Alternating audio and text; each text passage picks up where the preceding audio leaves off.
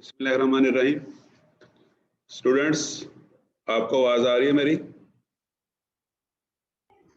जी sir, आ रही है। सही आ रहा है। ओके जी। आज की क्लास हम स्टार्ट करते हैं। आज हम एलिमेंट्स ऑफ एक्सरे डिफ्रैक्शन जो बुक है उसका चैप्टर नंबर 3 स्टार्ट करने जा रहे हैं। इससे पहले हमने चैप्टर नंबर 1 ख़त्म किया था और चैप्टर नंबर 2 हम इसमें से फ़िलहाल स्किप कर रहे हैं। उसकी वजह ये है कि चैप्टर नंबर 2 में जो चीज़ें हमने पढ़नी थी वो हम ऑलरेडी पढ़ चुके हैं। जो मिड से पहले क्रिस्टलोग्राफी की बुक हमने पढ़ी है, उस बुक के अंदर जो चीज़ें हैं, बेसिक्स जो हैं क्रिस्टलोग्राफी से रिलेटेड, वही सारी चैप्टर नंबर 2 में दी गई हैं बीडी कुल्टी की बुक में।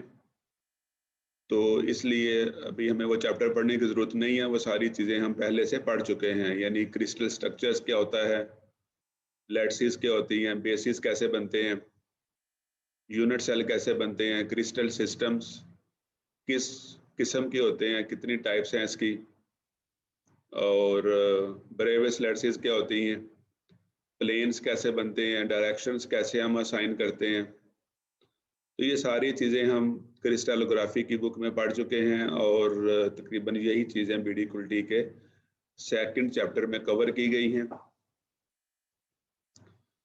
तो बच्चों, आज का लेक्चर शुरू करने से पहले थोड़ा सा मैं पिछला जो हमने पढ़ा हुआ है ना, इसको हम सम अप करते हैं कि पहले हमने जब स्टार्ट किया था ये कोर्स, तो हमने क्रिस्टलोग्राफी की जो बुनियादी टर्म्स हैं उसके बारे में पढ़ा।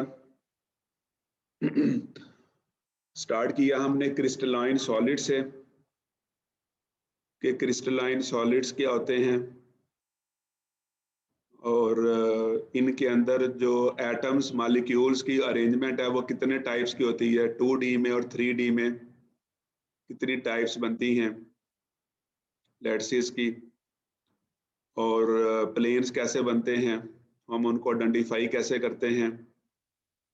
इसके बाद हमने देखा कि डायरेक्शंस हम कैसे असाइन करते हैं और डायरेक्शंस को और प्लेन्स को हम आपस में रिलेट कैसे करते हैं। तो इसके बाद हमने एटॉमिक या फ्रैक्शनल कोऑर्डिनेट्स के बारे में पढ़ा कि यूनिट सेल के अंदर जो एटम्स मौजूद होते हैं उन एटम्स की लोकेशन, उन एटम्स की पोजीशंस हम कैसे फाइंड करते हैं। यानी हमने सॉलिड्स के बारे में और उनके जो डिफरेंट अरेंजमेंट्स हैं एटम्स और मॉलिक्यूल्स की, उसके बारे में जो बुनियादी तस्वुरात हैं वो हमने पहले पढ़ी। यानी पार्ट 1 में हमने ये कवर किया कि सॉलिड्स, क्रिस्टलाइन सॉलिड्स या सॉलिड स्टेट फिजिक्स के अंदर जो क्रिस्टलाइन मटेरियल्स हैं उनसे रिलेटेड जो बुनियादी टर्म्स हैं वो कैसे हम अंडरस्टैंड करेंगे।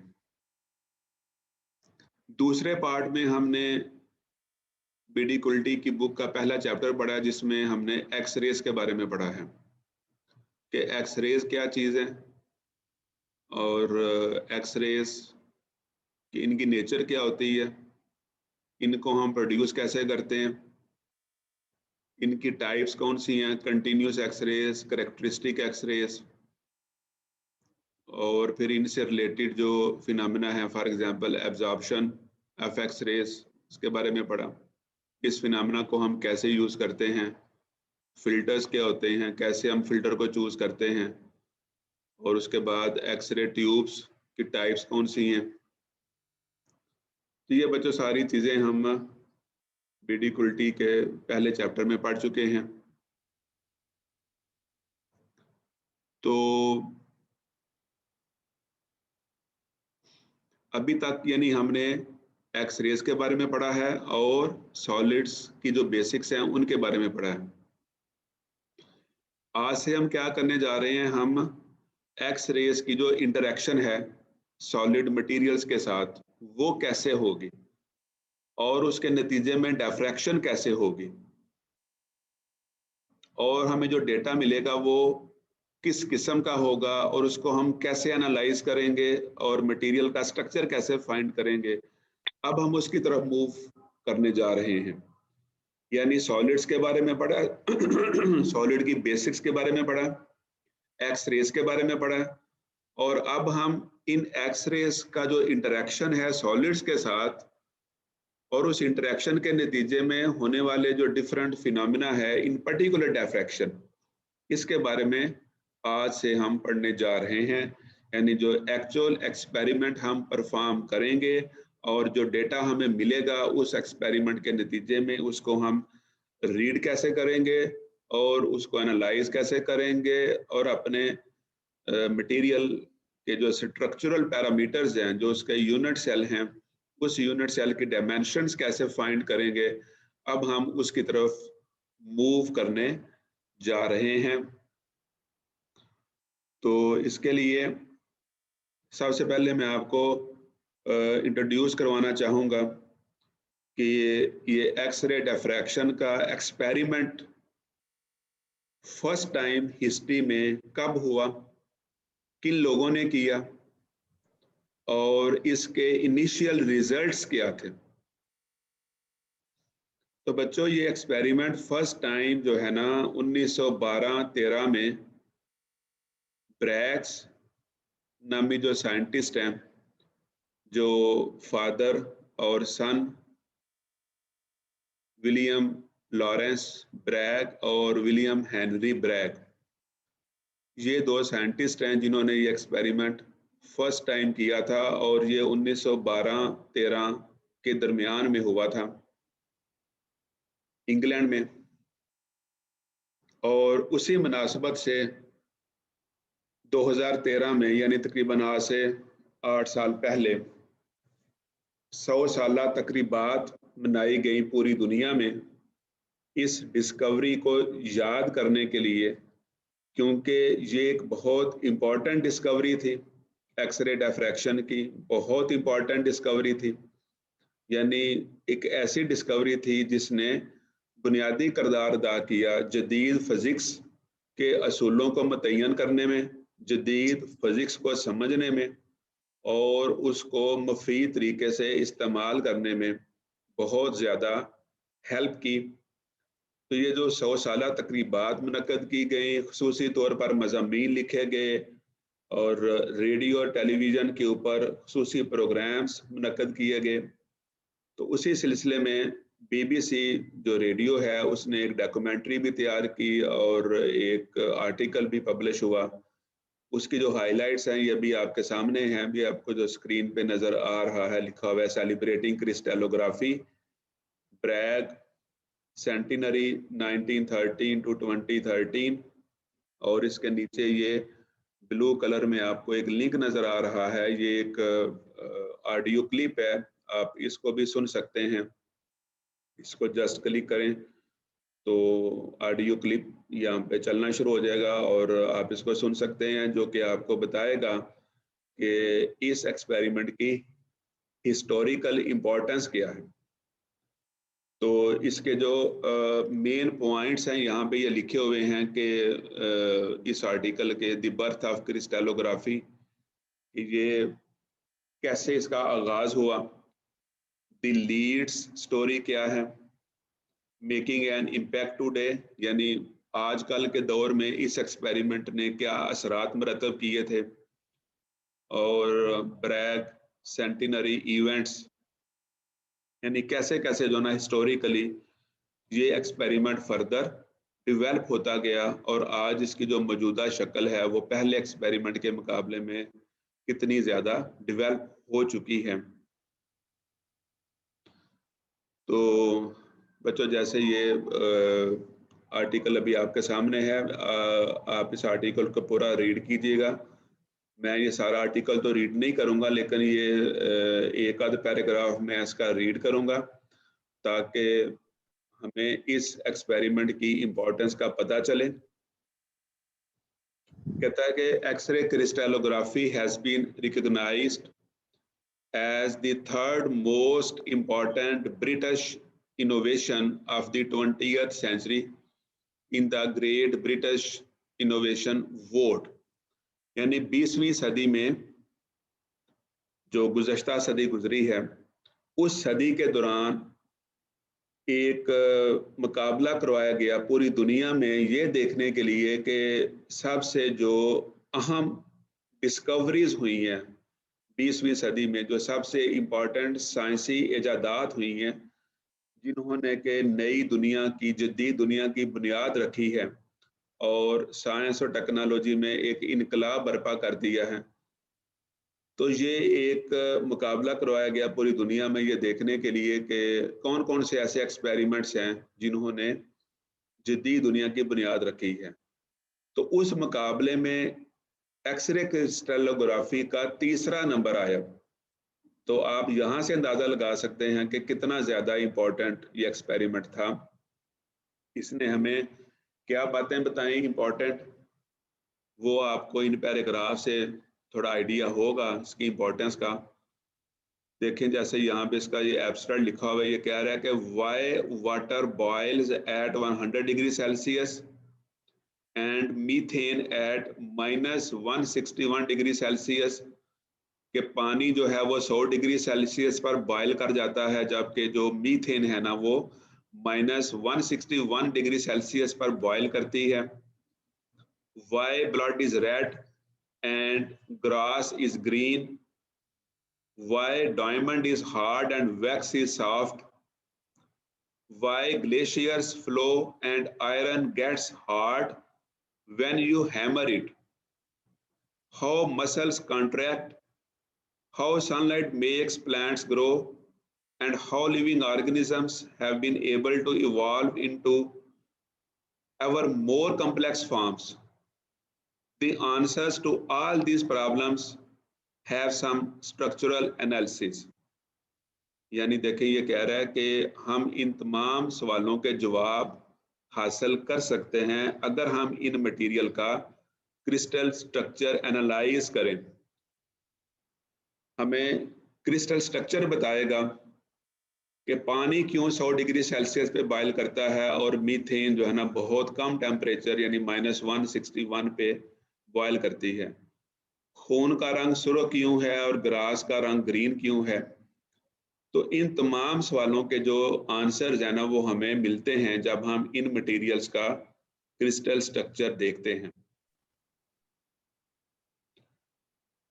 William Henry and William Lawrence Bragg were a father and son team.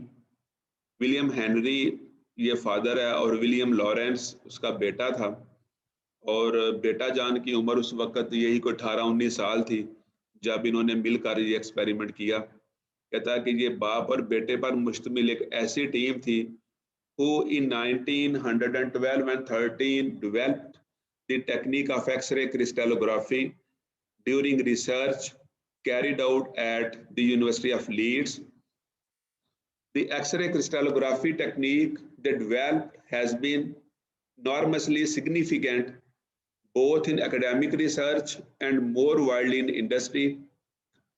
Although the scientists before the Braggs had known that molecules were made up of atoms, they previously had no way of knowing how exactly those atoms were arranged in space. यानी कह रहा है कि Bragg's के time से पहले लोगों को ये आइडिया तो हो चुका था कि सॉलिड्स के अंदर जो एटम्स और मॉलिक्यूल्स हैं ये एक ख़ास तरतीब से अरेंज्ड होते हैं, यानी उनमें एक पीरियाडिक अरेंजमेंट होती है, लेकिन वो अरेंजमेंट होती किस किस्म की है और हम उसको कैसे एनालाइज कर सकते हैं, इस चीज़ का लोगों को इससे पहले आइडिया नहीं था। यानी पीरियडिसिटी ऑफ एटम्स और मॉलिक्यूल्स के बारे में तो वो ये चीज़ें जान चुके थे, एक उनकी राय डेवलप हो चुकी थी कि क्रिस्टलाइन सॉलिड्स के अंदर एटम्स और मॉलिक्यूल जो है ना ये खास तरतीब से अरेंज्ड होंगे, लेकिन ये अरेंजमेंट है किस किस्म की, इस बात का लोगों को पहले आइडिया नहीं था। Beginning in 1912 and working in part in the Leeds physics laboratory, the Braggs showed that X-rays, still relatively new to science, held the key यानी कहता है कि 1912 के आगाज से जब ये दोनों लीड्स की फिजिक्स लेबोरेटरी में काम कर रहे थे, और उस वक्त जो एक्सरेज है ना, ये भी अभी नई नई दरियाफ्त हुई थी, लेकिन इन्होंने बता दिया कि इस दरियाफ्त के पास इस चीज की कुंजी है कि ये हमें पीरियोडिक अरेंजमेंट के बारे में बता सकती है। Through a combination of careful experimentation and ingenious mathematics, the Braggs found that they could infer the ordered structure of atoms from the patterns made by X-rays.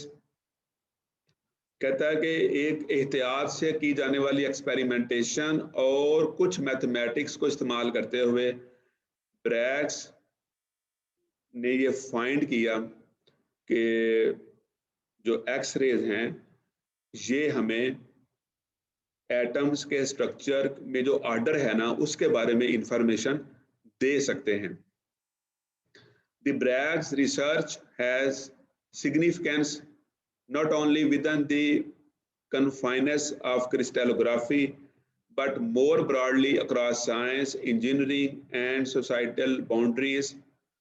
Since so many materials can form crystals, including salts, metals, and minerals, it is one of the most widely used analytical techniques in science and engineering, and has been fundamental to the development of various scientific fields within industry, including microelectronics, pharmaceutical, aerospace, and power generation. यानी इन तमाम fields के अंदर ये तकनीक अब इस्तेमाल की जा रही है मटेरियल्स को एनालाइज करने के लिए।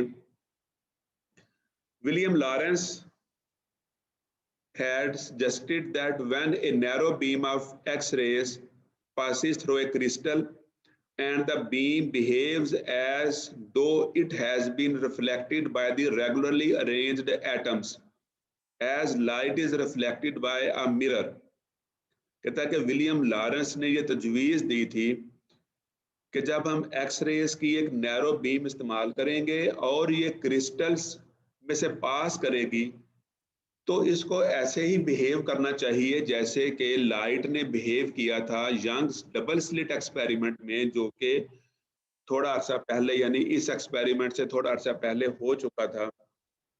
तो यंग्स डबल स्लिट एक्सपेरिमेंट में लाइट स्लिट्स में से पास करने के बाद डिफ्रैक्शन पैटर्न्स बनाती थी। तो उसी आइडिया को यूज करते हुए विलियम लॉरेंस ने यह तजवीज़ पेश की कि अगर एटम्स और मॉलिक्यूल्स क्रिस्टल्स के अंदर पीरियडिकली अरेंज्ड हैं और उनके अंदर स्पेसिंग यानी प्लेन्स मौजूद हैं, तो उन प्लेन्स को भी ऐसे ही बिहेव करना चाहिए जैसे कि यंग्स डबल स्लिट एक्सपेरिमेंट में स्लिट्स ने बिहेव किया था।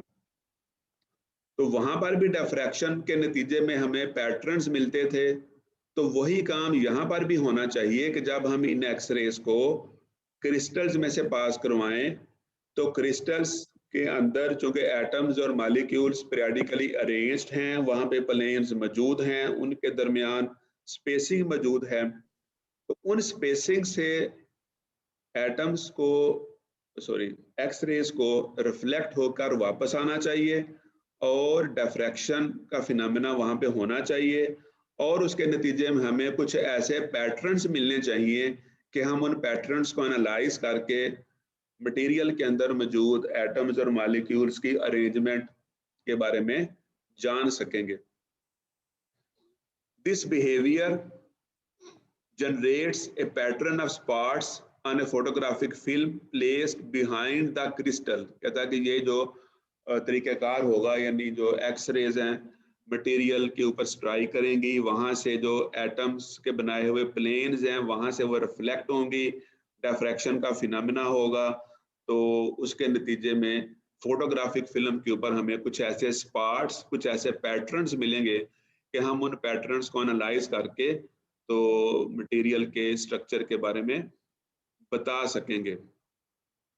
Upon his appointment as professor of physics and mathematics at the University of Adelaide, William Henry Bragg had found a real shortage or absence of experimental equipment So he apprenticed himself to a local instrument maker in order to remedy this. He therefore greatly valued good scientific instruments, which led to the construction of X-ray spectrometer in Leeds. कहता है कि जब ये professor की appointment हुई इनकी William Henry Bragg की university of Adelaide में ऑस्ट्रेलिया में, तो वहाँ पे एक्सपेरिमेंटल ऑपरेटर्स की बहुत शॉर्टेज थी, लेकिन इन्होंने खुद एक लोकल कारीगर के साथ राब्ता करके उसकी कोऑर्डिनेशन के साथ, उसकी कोलैबोरेशन के साथ अपनी लेबॉरेटरी के अंदर पहला जो एक्सरे स्पेक्ट्रोमीटर है ना वो खुद तैयार कर लिया और पहला एक्सपेरिमेंट इन्होंने किया और उसके नतीजे में इन्होंने बहुत कामयाबी के साथ एक्सरे डिफ्रैक्शन का एक्सपेरिमेंट परफॉर्म किया और कुछ मटेरियल्स के जो स्ट्रक्चर्स हैं ना वो इन्होंने उसी टाइम जो है ना वो हमें बता दिए थे। तो ये पूरा आर्टिकल बच्चों बहुत लेंथी है, इस आर्टिकल को आप खुद सारे को रीड करें और इसका लिंक भी मौजूद है, ऑडियो फॉर्म में भी ये रिकॉर्डेड है, तो उधर से भी आप इसको सुने, आपको यहाँ से बहुत अहम मालूमात जो मिलेंगी और मज़ीद आपकी जो इंटरेस्ट है ना वो इस फील्ड में पैदा होगी। इसके बारे में मज़ीद बातें हम आगे जाके देखते हैं। तो अभी हम एक्सरे डिफ्रैक्शन एक्सपेरिमेंट हुआ कैसे और फिर हमें इससे कौन सी इंफॉर्मेशन मिली, अब उसकी तरफ मूव करते हैं। तो ब्रैग्स की कंट्रीब्यूशन देखने से पहले ये लावे हाइपोथेसिस मौजूद था, तो वहाँ लावे साहब क्या फरमाते हैं, ये कहते थे कि crystals were composed of regularly spaced atoms which might act as scattering centers for X-rays। के वहाँ लावेस हाइपोथेसिस ये है कि जो क्रिस्टल्स हैं यानी ये जो हमारे सॉलिड्स मटेरियल हैं, क्रिस्टलाइन सॉलिड्स हैं, ये मुश्तमिल होते हैं रेगुलरली स्पेस्ड एटम्स के ऊपर, यानी क्रिस्टल्स के अंदर एटम्स या मॉलिक्यूल्स एक ख़ास तरतीब के साथ पड़े होते हैं और यही एटम्स या मॉलिक्यूल जो है ना ये एक्सरेज के लिए स्कैटरिंग सेंटर्स के तौर पर एक्ट करेंगे। X-rays of wavelength equal to the interatomic distance can be diffracted by crystals। और X-rays अगर हम जो यूज कर रहे हैं अगर उनकी जो वेवलेंथ है वो इंटरएटॉमिक जो डिस्टेंस है उसके कंपेरेबल है, तो फिर उन क्रिस्टल से डिफ्रैक्शन होगी, वैसे ही होनी चाहिए जैसे मैंने बताया आपको यंग्स डबल स्लिट एक्सपेरिमेंट के अंदर हुई थी। एंड लावे आल्सो प्रूव्ड दिस एक्सपेरिमेंट। इसके अलावा देखें कि कहता है कि it was proved by Friedrich and Knipping on copper sulphate crystal, यानी फ्रेडरिक और निपिंग ने कॉपर सल्फेट के जो क्रिस्टल्स हैं उनके ऊपर ये एक्सपेरिमेंट फर्स्ट टाइम किया था कि जो एक्सरेज उन्होंने यूज की उनकी वेवलेंथ कंपेरेबल थी कॉपर सल्फेट के क्रिस्टल्स की स्पेसिंग के साथ और वहां से उसी किस्म की डिफ्रैक्शन वकूअ पज़ीर हुई। Experiments proved that wave nature of X rays, यानी इन एक्सपेरिमेंट से जो वेव्स की एक्सरेज की जो वेव नेचर है वो भी साबित हुई, क्योंकि डिफ्रैक्शन का फिनोमेना हुआ और डिफ्रैक्शन जो है ना ये इलेक्ट्रोमैग्नेटिक रेडिएशंस की वेव नेचर को प्रूव करता है। And the periodicity of the arrangement of atoms within a crystal, यानी इन एक्सपेरिमेंट्स के नतीजे में दो बातें लोगों को एस्टेब्लिश करने में बहुत हेल्प मिली। एक कि जो एक्सरेज हैं इनकी वेव नेचर है और दूसरा क्रिस्टल के अंदर जो एटम्स हैं उनकी अरेंजमेंट पीरियोडिक होती है। ब्रैग्स कंट्रीब्यूशन क्या है इस सारे काम में? Both father and son were able to define the necessary conditions for diffraction in a considerably simpler mathematical form and also solved the crystal structures of NaCl, KCl, potassium chloride, potassium bromide and potassium iodide, the first complete crystal structures ever made। कहता है कि दोनों जो Bragg नामी scientist हैं, यानी William Henry Bragg जो father है और विलियम लॉरेंस ब्रैग जो उसका बेटा था, इन दोनों ने जो कंडीशंस हैं कि किन कंडीशंस के तहत डिफ्रैक्शन होगी और हमें एक ख़ास पैटर्न्स मिलेंगे जिनको हम एनालाइज करके मटेरियल्स का क्रिस्टल स्ट्रक्चर बता सकते हैं। तो इन्होंने जो पहले एक्सपेरिमेंट किए उसके लिए इन्होंने सोडियम क्लोराइड, पोटाशियम आयोडाइड और पोटाशियम ब्रोमाइड जो क्रिस्टल्स हैं इनको यूज़ किया और इन मटेरियल्स के क्रिस्टल स्ट्रक्चर्स डेवलप किए।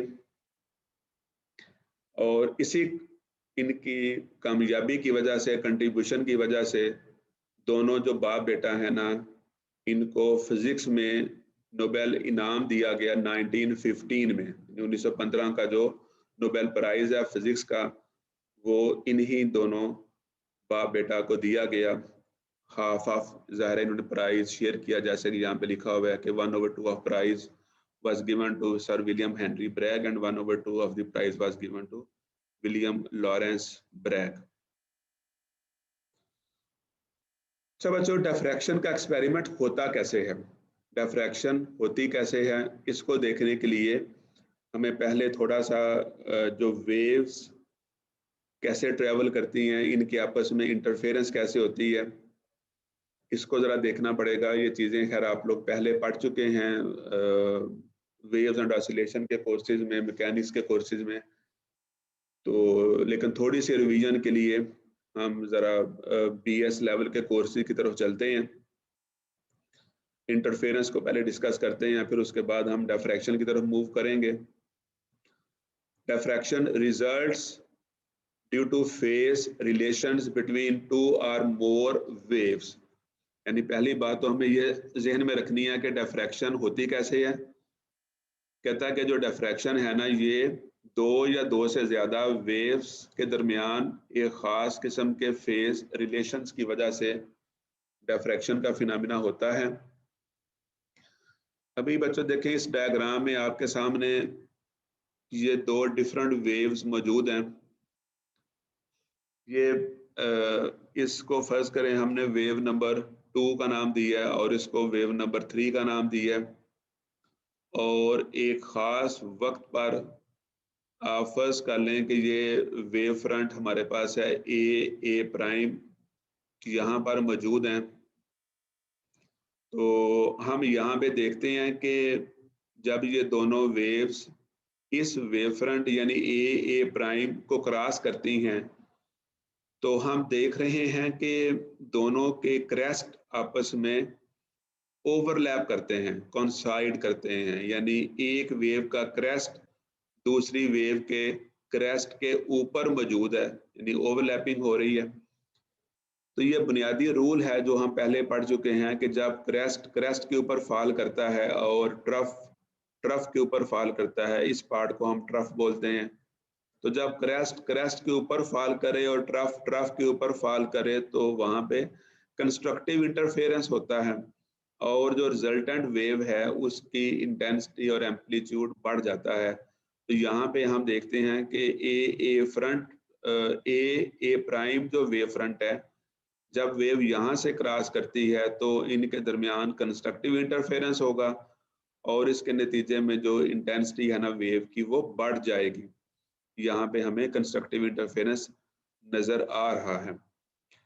अब बच्चों देखें फर्दर होता क्या है कि जो वेव नंबर 3 है ना, वो तो यहाँ से सीधी एक स्ट्रेट लाइन में जो ना वो गुजरती जा रही है और वो यहाँ पर पहुंच गई है, जो वेव फ्रंट है ना बी प्राइम यहाँ पर पहुंच गई है। ये वाली जो वेव है ना, जो वेव नंबर 2 है, यहाँ पे क्या हुआ है कि किसी तरीके से इसका पाथ चेंज हो गया। समझ लें इसके रास्ते में कोई रुकावट आ गई है तो उसकी वजह से इसका पाथ चेंज हो गया। तो जब इसने अपना पाथ चेंज कर लिया है तो ये इस पाथ से होती हुई जो वेव है ना, जब इस वेव फ्रंट पर पहुंचेगी बी प्राइम जो वेव फ्रंट है, जब यहाँ पर ये वेव पहुंचेगी तो हम देखते हैं कि अब इस वेव फ्रंट के ऊपर दोनों परफेक्टली कंसाइड नहीं कर रही जिस तरीके से यहाँ पे कंसाइड कर रही थी ये ए प्राइम वेव फ्रंट के ऊपर। यहाँ पे हम देखते हैं कि जो वेव नंबर 2 है ना उसका क्रेस्ट मौजूद है, जबकि जो वेव नंबर 3 है ना उसका यहाँ पे क्रेस्ट भी मौजूद नहीं है, ट्रफ भी नहीं है, बल्कि जो नोड एरिया होता है ना वो यहाँ पे इसके साथ कंसाइड कर रहा है। तो अब जाहिर है कि यहाँ पर जो है ना इस वेव और इस वेव के दरमियान जो कंस्ट्रक्टिव इंटरफेरेंस है ना वो नहीं हो रहा, परफेक्ट नहीं हो रहा। तो अब क्या होगा, जाहिर है कि इन दोनों की जो रिजल्टेंट वेव है ना, जब ये वाली वेव नंबर 2 और वेव नंबर 3 आपस में कंसाइड करेंगी, इंटरफेयर करेंगी, तो रिजल्टेंटली हमें जो वेव मिलेगी ना उसकी वेव फॉर्म आपको ये ऊपर नजर आ रही है कि यहाँ पे ये इसका ये पोर्शन होगा, यानी कि मैक्सिमम आपस में ओवरलैप नहीं कर रही होंगी।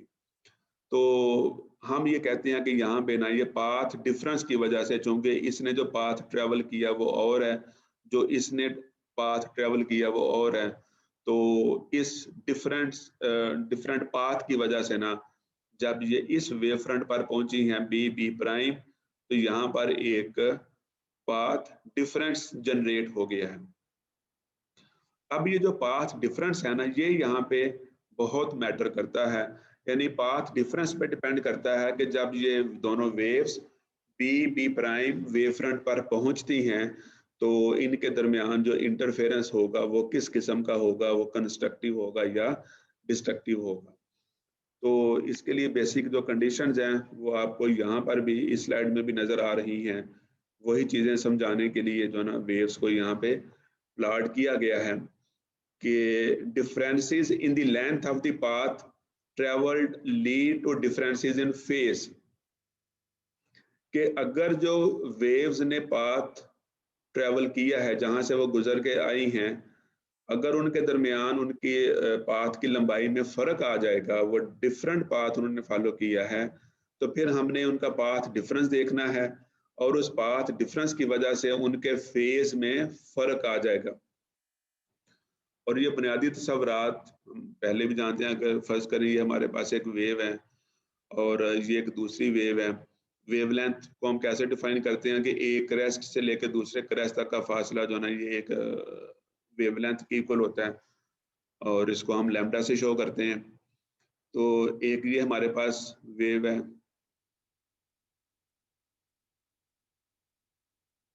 जी बच्चों, एक ये वेव है और एक ये वेव है। तो ये दोनों वेव जब एक ही पाथ से फर्ज करें ट्रेवल करती हैं, गुजरती हैं, तो जब इन दोनों में इंटरफेरेंस होगा तो रिजल्टेंट वेव देखेंगे यहाँ पे शो की गई है, ये लिखा हुआ है AR यानी amplitude of the resultant wave.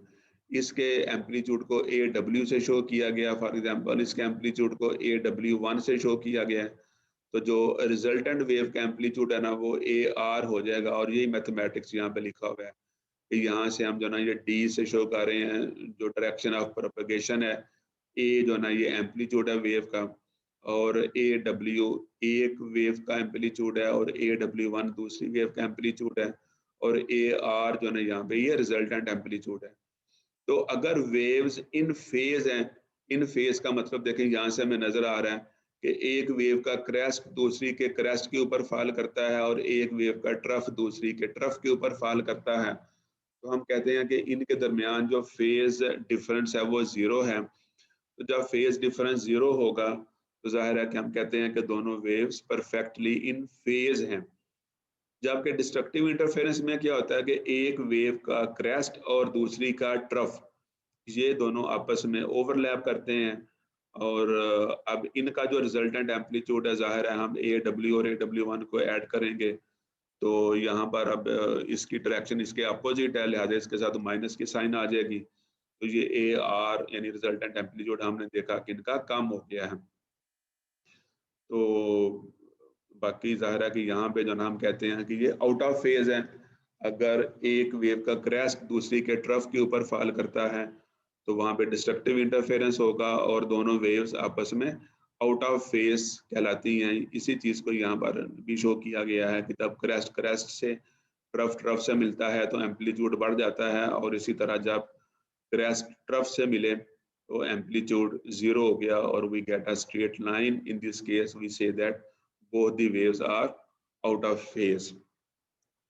Difference in the length of path travel lead to phase difference. The introduction of phase differences produces a change in amplitude. Two rays are completely in phase whenever their path lengths differ either by 0 or by a whole number of wavelengths. यानी ये बुनियादी तस्वुरात हैं कि दोनों waves हम कहते हैं कि वो completely in phase होती हैं जब उनकी जो wavelengths हैं उनमें जो पाथ का फर्क है या तो वो 0 हो या वो लैम्डा का मल्टीपल हो, यानी 0 लैम्डा 2 लैम्डा 3 लैम्डा 4 लैम्डा, यानी पाथ डिफरेंस जो है ना वो 0 हो या फिर वो लैम्डा का मल्टीपल हो. तो उस केस में हम कहते हैं कि ये दोनों आपस में कंप्लीटली ओवरलैप करेंगी, इन फेज होंगी और resultantly we get high amplitudes. और यहाँ पर ये भी वही बुनियादी तस्वुरात हैं कि यहाँ पे फर्ज करें कि दो वेव्स हैं ये ए और बी. तो इस केस में हम देख रहे हैं कि दोनों में जो फेज डिफरेंस है ना वो 0 है, चूंकि दोनों वेव्स आपस में कंप्लीटली ओवरलैप कर रही हैं. तो इसको हम बोलेंगे फेज शिफ्ट यहाँ पे 0 डिग्री है. A and B wave forms are in perfect step with each other, के दोनों वेव्स बिल्कुल एक दूसरे के साथ ओवरलैप कर रही हैं और फेज डिफरेंस यहाँ पे 0 होगा. इस केस में हम देखते हैं कि यहाँ पे जो बी वेव फॉर्म है ना ये कहाँ से स्टार्ट हो रही है, जहाँ पे ए अपनी मैक्सिमम एम्पलीट्यूड पे गई हुई है, यानी अब इनके दरमियान ये 90 डिग्री का फेज डिफरेंस आ जाएगा, क्योंकि यहाँ से लेके यहाँ तक जो एंगल है वो 90 डिग्री, ये 180 और ये 270 और यहाँ पे ये 360 कंप्लीट होता है. ठीक है, तो हम देख रहे हैं कि जो बी वेव फॉर्म है ना वो ए से 90 डिग्री आगे है. ठीक है, तो हम इस केस में कहते हैं कि यहाँ पे जो फेज शिफ्ट है वो 90 डिग्री है. A is ahead of B, A is ahead of B मतलब ए जो वेव है वो पहले शुरू हो रही है और बी उसके बाद शुरू हो रही है. ठीक है, पहले शायद मैंने इसके उलट बोल दिया, तो आप इसको जरा देख लें. यहाँ पे जो है ना इसके अपोजिट हो रहा है कि यहाँ पे जो फेज शिफ्ट है वो 90 डिग्री है, लेकिन यहाँ पे जो ना बी अहेड है ए के, कि जो बी वेव फॉर्म है वो पहले शुरू हो रही है और ए जो है ना ये वहां से शुरू हो रही है जहाँ पे बी का 90 डिग्री एंगल कंप्लीट होता है.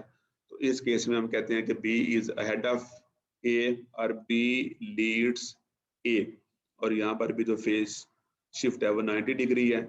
और ये जब 180 का होगा तो इस किस्म की वेव फॉर्म बनती है कि एक वेव का क्रेस्ट और दूसरे का ट्रफ आपस में मिलते हैं, तो हम कहते हैं कि इस केस में जो फेज शिफ्ट है ना वो 180 डिग्री होगा. तो ये तो बच्चों बुनियादी बातें थी, बुनियादी तस्वुरात थे वेव्स एंड ऑसिलेशन में, आप ये सारी चीज़ें पढ़ चुके हैं. अब इन्हीं बातों को हमने यहाँ पे इस्तेमाल करना है. ये अभी आपको जो पिक्चर नज़र आ रही है, जो डायग्राम नज़र आ रही है, इसको समझना अंडरस्टैंड करना बहुत ज़रूरी है.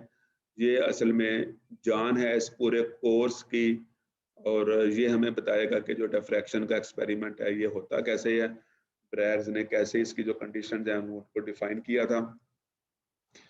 अब बच्चों इस फिगर को जरा ना हम स्टेप बाय स्टेप देखते हैं और समझने की कोशिश करते हैं. ये जो आपको ऊपर वाला प्लेन नजर आ रहा है ना, ये ए लिखा हुआ है, यहाँ पे ये बी लिखा हुआ है, ये सी लिखा हुआ है. ये ए बी सी क्या है, ये एक प्लेन है, और ये आपको जो सर्कल नजर आ रहे हैं ना ये एटम्स हैं. तो हम ये पहले पढ़ चुके हैं कि जहाँ पर एटम्स मौजूद होते हैं हम कहते हैं कि वहाँ से प्लेन पास कर रहा है, यानी वहाँ पे एक प्लेन मौजूद है. तो ये समझें कि हमारे जो क्रिस्टलाइन सॉलिड है ना ये उसकी अपर लेयर है, सबसे ऊपर वाली लेयर है जहाँ पर ये एटम मौजूद है, यानी ये अपर प्लेन है. ये सेकंड प्लेन है जहाँ पर ये एटम पड़े हुए हैं, ये आपको सर्कल में नजर आ रहे हैं. इसको आप जो ना बी प्लेन कह लें और ये सी प्लेन है. ठीक है, और ये जो सर्कल है ना ये हमारे डिफरेंट एटम्स हैं. अब इसमें हम देखते हैं कि ये रे जो है ना रे 1, इसको जरा देखें गौर से कि रे 1 जो है ना इधर से आ रही है, ये हमारी इंसिडेंट रे है और ये इस पॉइंट के ऊपर स्ट्राइक करती है, इस एटम के साथ इसकी इंटरेक्शन होती है और यहाँ से रिफ्लेक्शन के बाद जो है ना जिसका ये पाथ है इसको हमने 1 प्राइम का नाम दे लिया, यानी 1 के 1 प्राइम ये हमारी एक रे है, ये फर्स्ट रे है। अच्छा, जो दूसरी एक रे है ना यहाँ पे, ये वाली, इसको नाम दिया हमने 1A का, ये यहाँ पे 1A लिखा हुआ है। तो जो 1A है ना, ये इसके पैरेलल आ रही थी 1 के, और ये यहाँ पे आके स्ट्राइक करेगी पॉइंट P के ऊपर, और पॉइंट P के ऊपर स्ट्राइक करने के बाद ये इसका पाथ है, रिफ्लेक्शन के बाद ये हमारी वेव बन गई है 1A प्राइम। ये यहाँ पे 1A प्राइम लिखा हुआ है। ये रिफ्लेक्शन का वर्ड बोल सकते हैं इसके लिए? हाँ जी बिल्कुल, ये रिफ्लेक्शन ही यहाँ से हो रही है ना, ये अपर प्लेन से जब होगी तो ये रिफ्लेक्शन ही होगी। अभी इसको हम डिफ्रैक्शन कैसे कहेंगे वो अभी हम आगे जाके देखते हैं। अभी हम जब एक प्लेन की बात करेंगे तो एक प्लेन से जो वेव है ना, वो हम कहेंगे कि ये यहाँ से रिफ्लेक्ट ही हो रही है। तो ये वाली 1K 1 प्राइम, और इसी तरह ये 1A P और 1A प्राइम।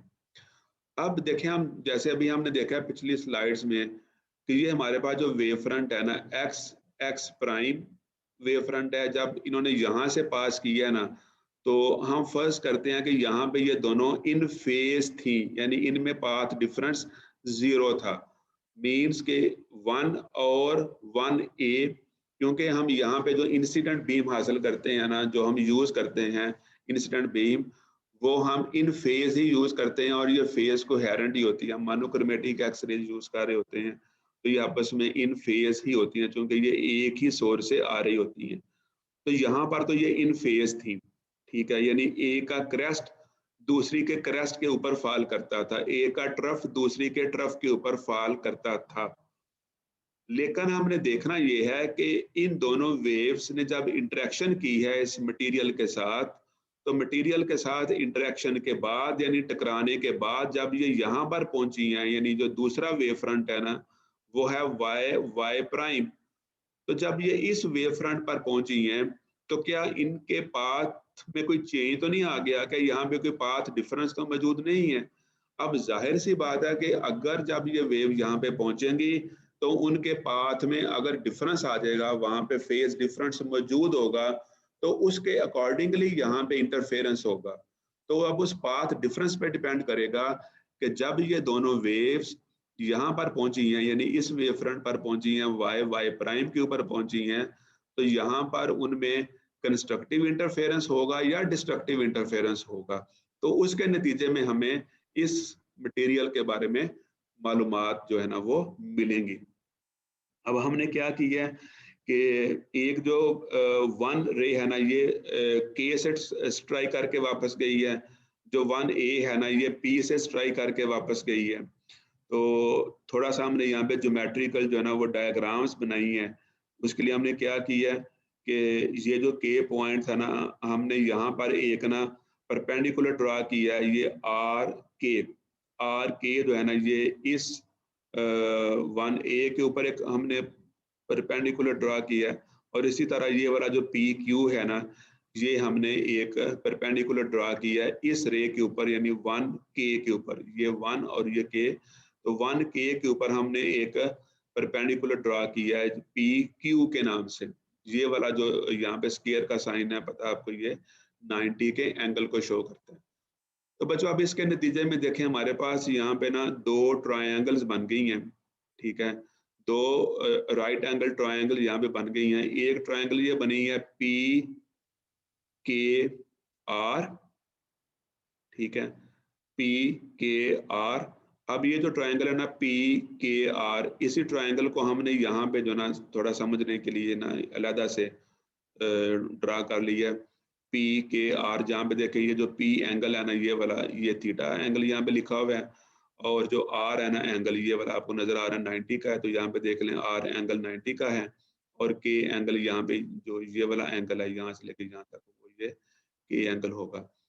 इसी तरह जो दूसरी ट्रायंगल है यहाँ पे PKQ, इस ट्रायंगल को हमने यहाँ पे ड्रा कर लिया PKQ के नाम से, और यहाँ पे हमने देख लिया कि ये जो Q एंगल है ना, ये 90 का है, और ये Q एंगल आपको यहाँ पे 90 का नजर आ रहा है, और जो K एंगल है ना यहाँ पे, ये वाला यहाँ पे ये थीटा एंगल है जो आपको यहाँ पे नजर आ रहा है।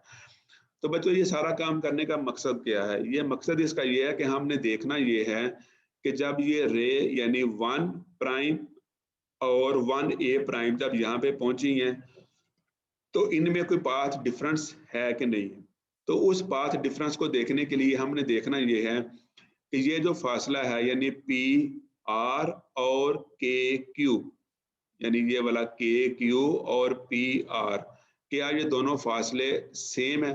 अगर ये दोनों फासले सेम हुए तो ज़ाहिर है फिर पाथ डिफरेंस नहीं होगा, क्योंकि अगर ये दोनों फासले सेम है तो पाथ डिफरेंस अगर सेम क्वांटिटीज हैं तो आप इनको माइनस करेंगे तो आंसर विल बी 0।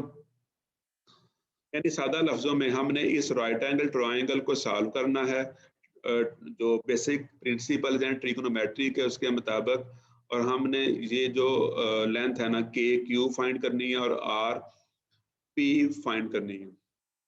इसके लिए आपको देखो सिंपल सा जो ट्रिग्नोमेट्री के रूल्स हैं वो हमने यहाँ पे यूज करने हैं। साइन रेशो और कास रेशो के बारे में आपको पता है। कास रेशो क्या होती है? बेस ओवर हाइपोटेन्यूज होती है ना, ठीक है ना। तो जब हमने बेस को फाइंड करना है जाहिर है तो हम कास रेशो जो है ना, जो कास ट्रिग्नोमेट्रिक रेशो है वो यूज करेंगे, क्योंकि हमने बेस को यानी के क्यू को फाइंड करना है। तो इसी तरह यहाँ पर भी हमने आर पी को फाइंड करना है, क्योंकि हमने ये वाला पाथ डिफरेंस देखना है कि पी आर और के क्यू आपस में सेम हैं कि नहीं है। तो इसके लिए हम जो है ना वो कास रेशो जो है ना वो फाइंड करेंगे। तो देखें जरा, यही यहाँ पे बात लिखी हुई जो अभी मैं आपको बता रहा था। Ray 1 prime and 1a prime are completely in phase and so capable of reinforcing one and other. Ray 1 और 1a जो है ना ये मुकम्मल तौर पर इन फेज हैं और ये दोनों एक दूसरे को रीइंफोर्स करने के कैपेबल हैं। टेकिंग टू ट्रायंगल्स, हम यहाँ पे दो ट्रायंगल जो ना वो ड्रा करेंगे, पी क्यू के और पी आर के, और ये वाली जो दोनों लेंथ्स है ना, चूंकि जो कास थीटा है ना, कास थीटा बराबर होता है पी आर ओवर पी के। पी आर ओवर पी के क्या चीज़ है? देखो ना यहाँ पे पी आर, ये वाला पी आर है ओवर पी के, यानी cos थीटा बराबर होता है बेस ओवर हाइपोटेन्यूज यानी पी आर ओवर पी के। तो उसी के अकॉर्डिंगली यहाँ पे लिखा हुआ है पी आर ओवर पी के। इसी तरह जो दूसरी ट्रायंगल है वहां पर भी cos थीटा बराबर लिखा हुआ है के क्यू ओवर पी के, यानी ये वाला के क्यू ओवर पी के, यानी इस ट्रायंगल के लिए भी cos थीटा बराबर होगा बेस ओवर हाइपोटेन्यूज। तो उसके अकॉर्डिंगली cos थीटा यहाँ पे बनेगा के क्यू ओवर पी के। अब हमने चूंकि पाथ डिफरेंस जो फाइंड करना है ना वो हमने फाइंड करना है के क्यू माइनस पी आर, ये जो मैंने आपको बताया था यहाँ पे के क्यू ये वाला फासला और पी आर ये वाला फासला, ठीक है। ये चीजें हमने फाइंड करनी है, यानी आर पी ये वाला और के क्यू ये वाला। तो जब हम इन दोनों की वैल्यू यहाँ पे यूज करेंगे, क्योंकि के क्यू देखो ना यहाँ पे के क्यू किसके इक्वल आएगा? के क्यू आएगा पी के cos थीटा के, और इसी तरह जो पी आर है ये लिखा पी आर, तो पी आर इक्वल आएगा पी के cos थीटा के। तो के Q minus P R equal आएगा पी के cos थीटा माइनस पी के cos थीटा। तो ज़ाहिर है पी के cos थीटा माइनस पी के cos थीटा ये आपस में एक दूसरे को कैंसिल कर देंगे तो आंसर विल बी 0। तो यहाँ से बात क्लियर हो गई कि दोनों में जो पाथ डिफरेंस है ना वो 0 है, ठीक है। तो इसका मतलब ये हुआ कि जब ये दोनों वेव्स यानी 1 और 1a जब इस प्लेन से स्ट्राइक करके यहाँ पे पहुंचेंगी ना, इस वेव फ्रंट पर पहुंचेंगी, y प्राइम पर पहुंचेंगी, तो ये दोनों इन फेज होंगी, क्योंकि इनमें पाथ डिफरेंस जो है ना वो 0 आ गया। इसका मतलब है दोनों ने एक जैसा पाथ ट्रेवल किया है। तो यहाँ से बच्चों ये बात क्लियर हो गई कि जो अपर प्लेन है ना, अपर प्लेन से स्ट्राइक करने के बाद जितनी भी वेव्स यहाँ पे पहुंचेंगी तो वहां पे जस्ट रिफ्लेक्शन हो रही है। तो जस्ट उस रिफ्लेक्शन के नतीजे में जो वेव्स यहाँ पर पहुंचेंगी उनमें कंस्ट्रक्टिव इंटरफेरेंस होगा, वो दोनों एक दूसरे के इन फेज होंगी, और इन फेज होने की वजह से उनमें कंस्ट्रक्टिव इंटरफेरेंस होगा और we will get higher amplitude waves, ठीक है बच्चों। तो एक प्लेन से रिफ्लेक्शन के नतीजे में तो जाहिर है कंस्ट्रक्टिव इंटरफेरेंस होगा। अब हमने देखना ये है कि जब हम एक प्लेन अपर वाला यूज करें, एक जो वेव है ना वो अपर प्लेन से रिफ्लेक्शन के बाद यहाँ पे पहुंचे, और जो दूसरी वेव है ना वो जो नीचे वाला प्लेन है यहाँ से रिफ्लेक्शन के बाद यहाँ पर पहुंचेगी, तो इस केस में हमारे पास जो है ना वो कौन सी सूरत हाल बनेगी। तो अब बच्चों आपने क्या करना है कि ये 1 प्राइम एक वेव जो ना वो फर्स्ट करें यहाँ से रिफ्लेक्ट होकर यहाँ पे आ रही है, जो दूसरी वेव है ना अब आप इसको कंसिडर करें, जो वेव नंबर 2 है, वेव नंबर 2 जो है ना वो यहाँ पे पहले प्लेन को क्रॉस करती हुई इसके मटेरियल के अंदर पेनिट्रेट कर गई है, और पेनिट्रेट करने के बाद वो यहाँ से, यानी ये एल यहाँ पे लिखा हुआ है ना, इस एटम से इंटरेक्शन के बाद वापस आती है, यानी वेव नंबर 2 की जो रिफ्लेक्शन है ना वो सेकंड प्लेन से होती है, वो इस प्लेन से होती है। तो जब वो इस प्लेन से रिफ्लेक्शन के बाद यहाँ पर पहुंचती है ना, तो ये हमारे पास वेव बन जाएगी, इसको हम बोलेंगे 2 प्राइम। अब हमने देखना ये है कि ये 1 प्राइम और ये 2 प्राइम, अब आप सिर्फ इनको जरा गौर से देखें और इनको ज़हन में रखें। तो 1 प्राइम और 2 प्राइम, ठीक है बच्चों। तो अब मैं आपसे एक सिंपल सा क्वेश्चन पूछता हूं, आप में से कोई बच्चा अपना माइक ऑन करे और मुझे बताए कि एक हमारे पास ये वेव है 1 प्राइम, और दूसरी हमारे पास ये वेव है 2 prime.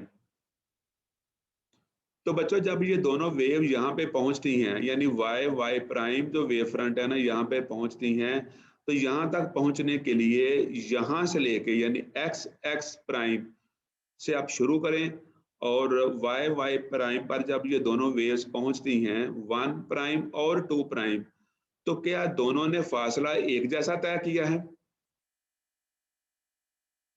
No sir. No sir, दोनों का सर फासला हम डिफरेंट देखेंगे, होगा। इसको हम चेक करेंगे सर।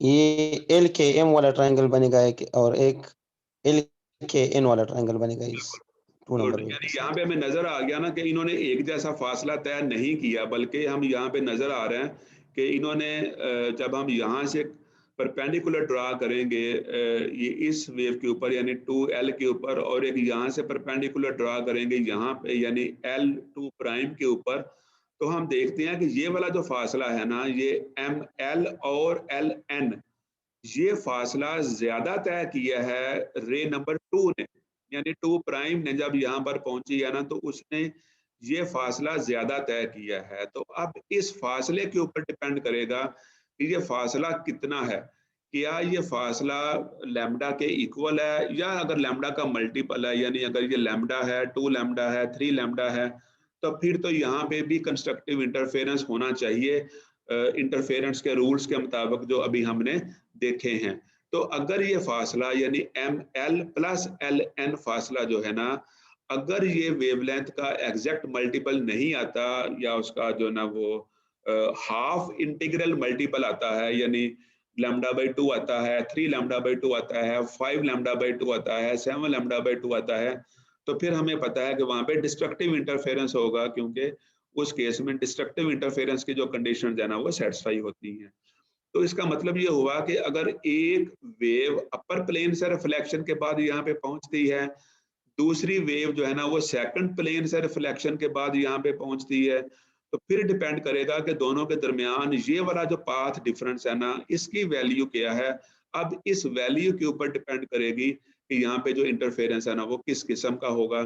तो अब हम यहाँ पर ना जिस तरीके से हमने यहाँ पे ये 2 ट्रायंगल ड्रा की थी ना, इसी तरह हम 2 ट्रायंगल और ड्रा करेंगे। वो ट्रायंगल होगी KML और KLN, जहाँ पे ये M जो है ना ये 90 का जाविया यहाँ पे, और ये N 90 का जाविया। तो इस केस में अब हम ये ML और LN जो है ना ये फाइंड करेंगे। यहाँ पे चूंकि अब हमने ये वाला जो साइड है फाइंड करनी है, यानी अब हमने इसका जो परपेंडिकुलर फाइंड करना है, तो अब यहाँ पे हम साइन रेशो यूज करेंगे, क्योंकि जो साइन रेशो है ना वो हमें पता है कि साइन थीटा इक्वल होता है परपेंडिकुलर ओवर हाइपोटेन्यूज। पहले हमने बेस फाइंड करना था, तो हमने बेस वाली जो रेशो है ना, जो कोसाइन रेशो है ना वो यूज की थी। अब हम साइन रेशो यूज करेंगे, साइन जो ट्रिग्नोमेट्रिक रेशो है ना वो यूज करेंगे। तो ये देखें यहाँ पे ना वही बात अभी जो मैं आपको बता रहा था वो लिखी हुई है कि rays 1 and 2 the path difference 1k1 prime और 2l2 प्राइम इज, यानी अब ये जो पाथ डिफरेंस है जो अभी मैं आपको बता रहा था पिछली डायग्राम में कि ml प्लस ln फाइंड करेंगे तो ये इक्वल आएगा d prime sine theta plus d prime sine theta. d क्या है यहाँ पे, d प्राइम क्या है असल में, d प्राइम ये लेंथ है, यानी ये वाला जो फासला यहाँ पे लिखा हुआ है ना d प्राइम, ये है ये वाला फासला, यानी ये के एल है, यानी के से लेके एल तक का जो फासला है ना इसको हमने डी प्राइम से शो कर लिया, यानी जो बेस है यहाँ पे इस ट्रायंगल के अंदर उसको हमने डी प्राइम से शो कर लिया। तो जब आप ये ट्रिग्नोमेट्रिक रेशियो फाइंड करेंगे एम एल और एल एन उनकी वैल्यू यहाँ पे पुट करेंगे, this will be equal to D prime sine theta, और वही ट्रायंगल देखिए यहाँ पे मौजूद है एम के एल, और ये वाला फासला जो है ना एल के फासला, इसको हमने डी प्राइम से शो किया है। तो ये बच्चों हमारे पास जो है ना D prime sine theta plus D prime sine theta, this will become as 2d prime sine theta, और ये एम एल और एल एन इसको हम जो है ना यहाँ पे एन लैम्डा के बराबर क्या लेंगे, एन लैम्डा का मतलब ये है कि जाहिर है एन जो है ना ये ऑर्डर ऑफ डिफ्रैक्शन यहाँ पे कहलाता है, यानी इसकी वैल्यू पता है आपको 1 2 3 होती है, कि अब जो है ना इस वैल्यू पे डिपेंड करता है कि यहाँ पे जो इंटरफेरेंस है वो किस किस्म का होगा। अगर वो लैम्डा का मल्टीपल होगा 1 लैम्डा 2 लैम्डा 3 लैम्डा होगा then we will get constructive interference, और अगर वो हाफ इंटीग्रल मल्टीपल होगा तो फिर वहां पे डिस्ट्रक्टिव इंटरफेरेंस होगा। नो डिफ्रैक्शन अकर्स पीक और डिफ्रैक्शन स्पॉट पीयर्स, यानी हमें कोई पीक नहीं मिलेगी, कोई डिफ्रैक्शन स्पॉट नहीं मिलेगा unless condition for destructive interference, जब तक के जो कंस्ट्रक्टिव इंटरफेरेंस की कंडीशन है ना कि जो पाथ डिफरेंस है ना it should be equal to N lambda with N is an integer is precisely met, यानी कि जब तक ये कंडीशन पूरी नहीं होगी कि जो पाथ डिफरेंस है ना एम एल और एल एन ये लैम्डा का इंटीग्रल मल्टीपल नहीं होगा, तब तक हमें वहां पे कोई डिफ्रैक्शन नहीं होगी, क्योंकि वहां पे कंस्ट्रक्टिव इंटरफेरेंस ही नहीं होगा। तो बच्चों ये लेक्चर मैं आज इसको यहाँ पे एंड करता हूँ। आप इसको जो है ना जो चैप्टर नंबर 3 है बीडीक्युलटी की बुक का, उसको आपके पास बुक तो मौजूद है, आप इसको वहाँ से जो ना पढ़ना स्टार्ट करें। तो कल मैं इंशाल्लाह इधर से आके जो ना लेक्चर कंटिन्यू करूँगा। अगर अभी जो ना ये ब्रैग्स लॉ के बारे में 2-3 बातें छोटी छोटी रह गई हैं वो इंशाल्लाह ताला मैं जो ना कल के लेक्चर में कवर करके फिर इंशाल्लाह ताला हम आगे चलेंगे। सर इसमें किस तरह पता चलेगा कि ये cos थीटा लेना है या sin थीटा लेना है? बेटा देखें ट्रायंगल के अंदर जो है ना आपको ट्रिग्नोमेट्रिक रेशो के इस्तेमाल का पता होता है कि जब आपने बेस मालूम करना है ना, बेस आपने फाइंड करनी है, तो बेस किस रेशो में आती है, बेस आती ही कॉस रेशो में, यस ठीक है। साइन में तो बेस आती नहीं है, तो फिर आप साइन कैसे यूज कर सकते हैं, वहां पे आप साइन यूज नहीं कर सकते, ठीक है। इसी तरह अगर आपने परपेंडिकुलर फाइंड करना है तो जो राइट एंगल ट्रायंगल होती है ना, राइट एंगल ट्रायंगल के अंदर जो परपेंडिकुलर है ना वो आता है साइन रेशो में है, वो कॉस में तो आता ही नहीं है।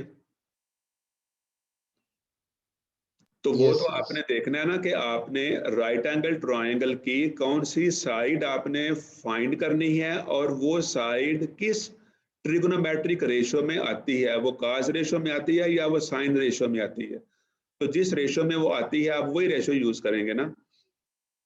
तो पहली डायग्राम में हमने बेस फाइंड करना था, तो बेस फाइंड करने के लिए हमने कॉस रेशो यूज की है, क्योंकि कॉस रेशो जो है ना उसके अंदर ही बेस आती है। दूसरी जो हम ये वाली ट्रायंगल अभी आपको नजर आ रही है, यहाँ पे हमने ये वाली जो लाइन है ना, ये जो लेंथ है ना एल एम फाइंड करनी थी। अब देखो ना यहाँ पे ये एल एम लिखा हुआ है या एम एल लिखा हुआ है, तो यहाँ पर हमने ये एल एम फाइंड करनी थी। तो अब एल एम जो है ना ये आती ही साइन रेशो में है, क्योंकि ये परपेंडिकुलर है, ठीक है। तो जो साइन रेशो है ना वो होती है परपेंडिकुलर ओवर हाइपोटेन्यूज, यानी हाइपोटेन्यूज दोनों में आता है, मतलब वो कॉस में भी आता है और साइन में भी आता है। लेकिन जो दूसरी साइड है, जो बेस है वो कॉस में आती है और जो परपेंडिकुलर है वो साइन में आता है। इसलिए इस बात पर डिपेंड करता है कि आप साइन रेशो यूज करेंगे या कॉस रेशो यूज करेंगे। ठीक है बच्चे, बात क्लियर है? जी सर Yes, क्लियर है। चलें ठीक। ओके बच्चों, फिर इंशाल्लाह कल मुलाकात होगी। अल्लाह हाफिज़।